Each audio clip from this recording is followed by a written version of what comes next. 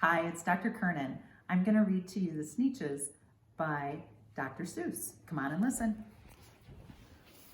The Sneetches. Now the star-belly Sneetches had bellies with stars.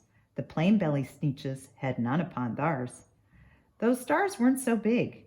They were really so small, you might think such a thing wouldn't matter at all.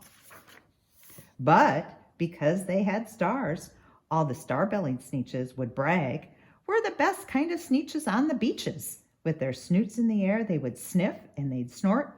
"We'll have nothing to do with the plain-belly sort." And whenever they met some, when they were out walking, they'd hike right on past them without even talking. When the star-belly children went out to play ball, could a plain belly get in the game? Not at all. You only could play if your bellies had stars, and the plain-bellied children had none upon theirs. When the star-bellied Sneetches had frankfurter roasts, or picnics or parties, or marshmallow toasts, they never invited the plain-bellied Sneetches. They left them out cold in the dark of the beaches. They kept them away, never let them come near, and now that's how they treated them year after year. Then one day, it seems, while the plain-bellied Sneetches were moping and doping alone on the beaches, just sitting there wishing their bellies had stars, a stranger zipped up in the strangest of cars. "My friends," he announced in a voice clear and keen, "my name is Sylvester McMonkey McBean, and I've heard of your troubles.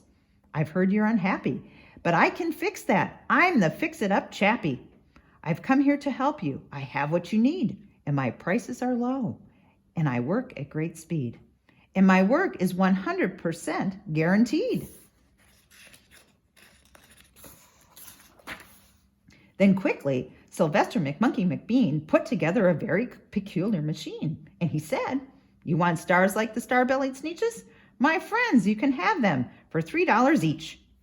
Just pay me your money and hop right aboard." So they clambered inside. Then the big machine roared, and it clunked, and it bonked, and it jerked, and it burked, and it bopped them all about. But the thing really worked. When the plain-bellied Sneetches popped out, they had stars. They actually did. They had stars upon theirs. Then they yelled at the ones who had stars at the start, "We're exactly like you. You can't tell us apart. We're all just the same now, you snooty old smarties. And now we can go to your frankfurter parties." "Good grief," crowed the ones who had had the stars at the first. "We're still the best Sneetches, and they are the worst. But now, how in the world will we know?" They all frowned. "If which kind is what, or the other way round?"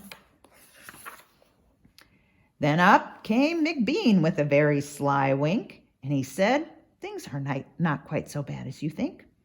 So you don't want to know who's who. That is perfectly true. But come with me, friends.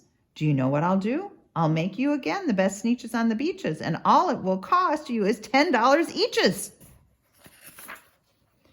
"Belly stars are no longer in style," said McBean. "What you need is a trip through my star-off machine. This wondrous contraption will take off your stars so you won't look like the Sneetches who have them on theirs." And that handy machine worked very precisely, removed all the stars from their tummies quite nicely. Then with snoots in the air, they paraded about, and they opened their beaks, and then they let out a shout. "We know who is who. Now there isn't a doubt. The best kind of Sneetches are the Sneetches without." Then, of course, all those with stars got all frightfully mad. To be wearing a star was now frightfully bad. Then, of course, old Sylvester McMonkey McBean invited them into his star-off machine. Then, of course, from then on, as you probably guess, things really got into a horrible mess. All the rest of that day, on those wild screaming beaches, the fix-it-up chappie kept fixing up Sneetches. Off again, on again, in again, out again. Through the machines, they raced round and about again, changing their stars every minute or two. They kept paying money. They kept running through, until neither the plain nor the star-bellies knew whether this one was that one, or that one was this one, or which one was what one, or what one was who. Then, when every last cent of their money was spent, the fix-it-up chappie packed up and he went. And he laughed as he drove in his car up the beach. "They never will learn. No, you can't teach a Sneetch." But McBean was quite wrong. I am quite happy to say that the Sneetches got really smart on that day. The day they decided that Sneetches are Sneetches, and no kind of Sneetch is the best on the beaches. That day all the Sneetches forgot about stars and whether they had one or not upon theirs. The end.